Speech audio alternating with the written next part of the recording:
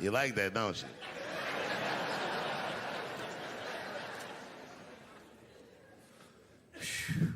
Okay. Before I did Killing Them Softly, when I was 22, HBO gave me the biggest opportunity of my life at that time. They gave me a half-hour special, but this shit was not like a special, you know what I mean? It was generic. It didn't even have a title. It was just Dave Chappelle. And I shot it in San Francisco at a place called Broadway Studios, which is on the second floor of a building. And beneath Broadway Studios is a nightclub. And the special was only supposed to be 30 minutes. And I got ready, I practiced, I did all the shit I was supposed to do.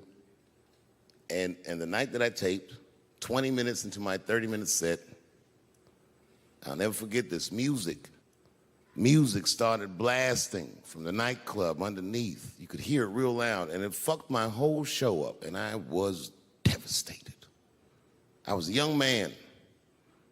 I really believed in what I was doing, and I thought that my dream had been killed. So when I got off stage, I ran down the steps to the alley behind Broadway Studios and where the control trucks are parked, and I kicked that motherfucking door open, and I started yelling at all the producers. I was nobody in show business, just a guy that believed in myself. I said, man, you fucked everything up.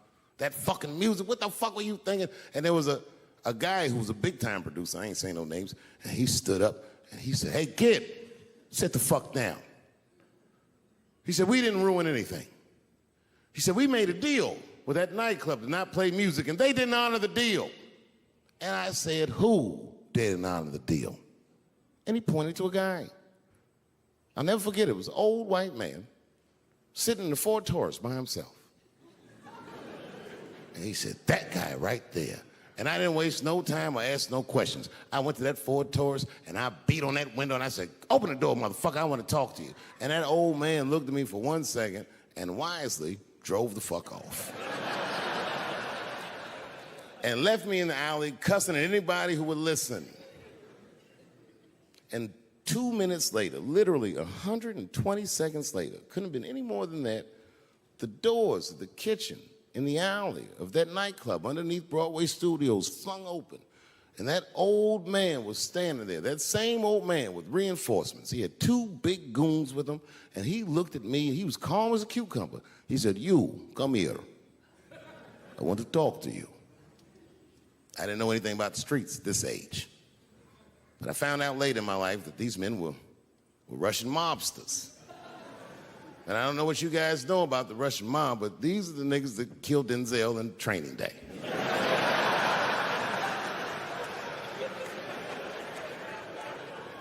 And all the producers knew what I was up against. They said, Dave, do not go in there. And I said, fuck y'all. And I walked right into that kitchen, and they closed the doors behind me, and it got dark as fuck in there. And I knew, I'm not dumb, I knew I was in a bad situation. But you have to understand, I believed in what I was doing, and I didn't give a fuck. Just kept cussing at these motherfuckers, telling them how they ruined my life. And that old man couldn't believe that I was talking all this shit. And as soon as I took a breath, he stopped me gently. He said, hey, kid, listen. Your friends lied to you. He said, we made a deal, but your friends never paid me. And when he said that, I realized I was locked in the kitchen.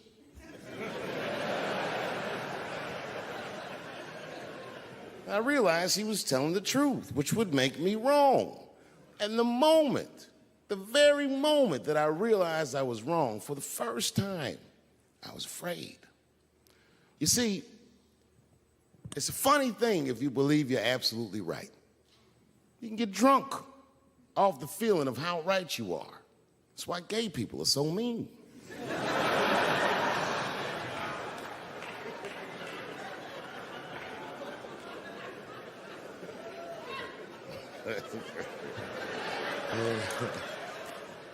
But I didn't buckle. You guys would have been very proud of me. I was scared, but I didn't buckle. I said, well then, sir, I owe you an apology. But I believe that no matter what reason that music was playing, it ruined my life. And that old man looked at me with with sympathy in his eyes. And he walked over to me and he gently placed his hand on my cheek, which I gotta tell you, is a very emasculating thing to do. I was standing there looking at this nigga's hand on my cheek like,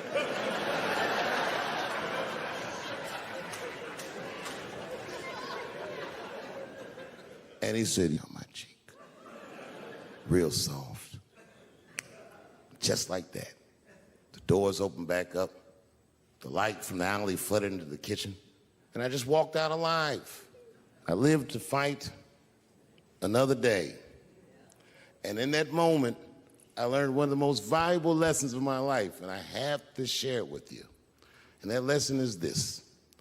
In your life, in any given moment, the strongest dream in that moment wins that moment. I am a very powerful dreamer. Yeah, I'm not lying.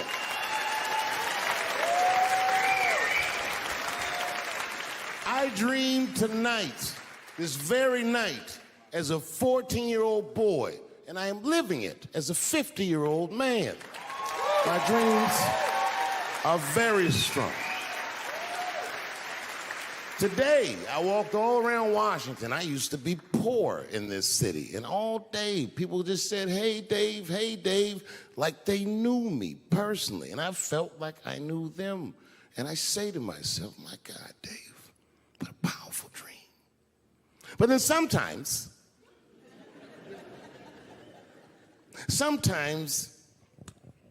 I feel regular. Just feel like myself. Maybe I'll smoke some weed and be in some nightclub and feel shy. But I'll look across the nightclub and I'll see some guy that no one's ever heard of. But this nigga worked all week and got bottle service. And his bitches bring him Moet with sparklers to him. And I picture in my mind he's Persian. He's doing some kind of weird Persian dance. And he got 6 bitches at his table because he got so much liquor, and they all call him saying, go Cena, go Cena. And I'll be looking across the room like, oh my God, I'm in that guy's dream.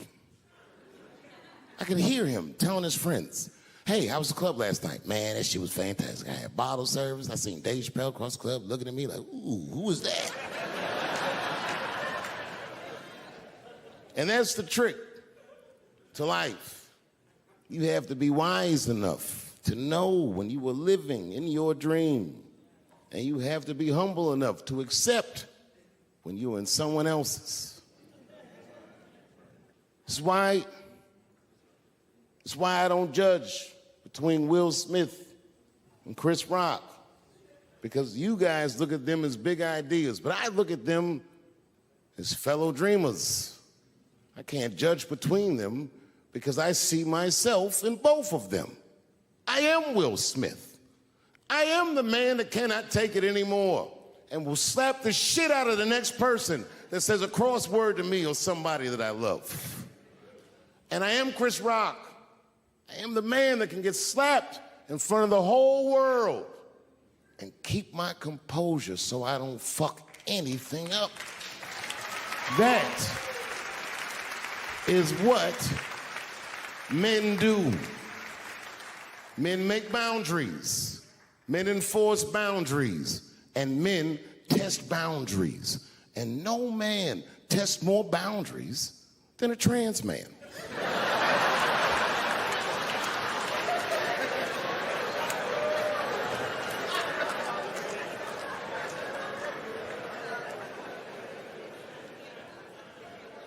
When I see a fellow dreamer, I give them my utmost respect.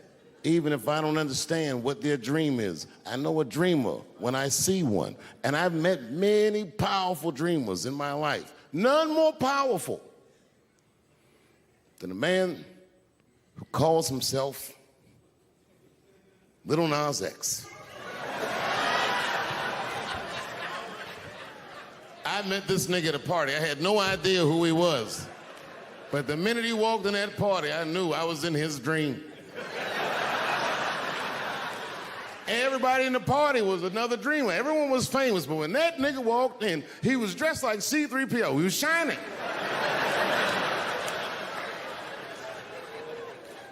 And everyone was like, oh my God, there he is. That's I didn't know who he was. And for some reason, out of all them dreamers, he walked right up to me. And he said, I tried to get you in my video. I didn't know what the fuck he was talking about. I said, what? I said, what? What video? And he just looked at me like, you know what video, and walked away. And I watched him walk away. I said, man, this nigga's having a very powerful dream.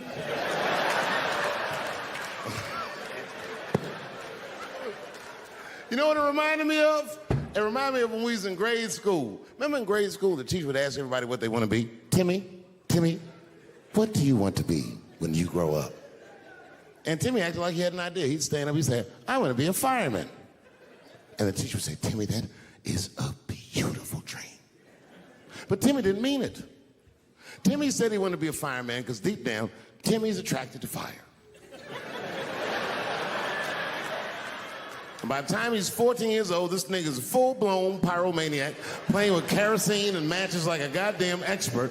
And then one night he goes downtown with his buddies, fucking around with fire, and burns a warehouse down. And he doesn't know it, but there's 13 migrant workers from El Salvador, and they're in that motherfucker. They get trapped, and then they die in the fire. Isn't that a tragedy? It was an accident. He's only 14 years old, but he's black. So they try him as an adult. And Timmy ends up spending the rest of his life in jail. Dream deferred. Burp, burp.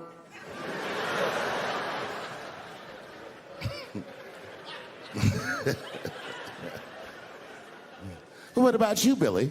Billy, what do you want to be when you grow up? And Billy stands up and he says, I want to be president of the United States.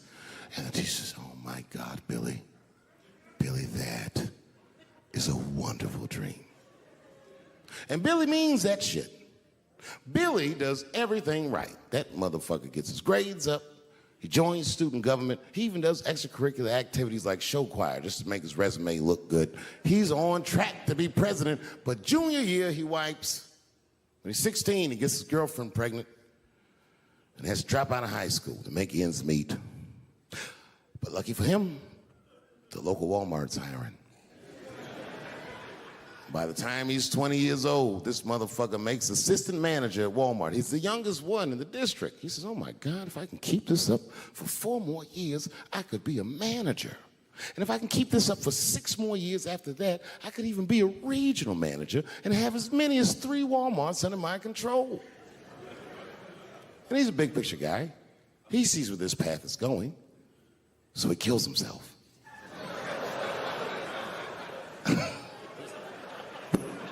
Burp, burp.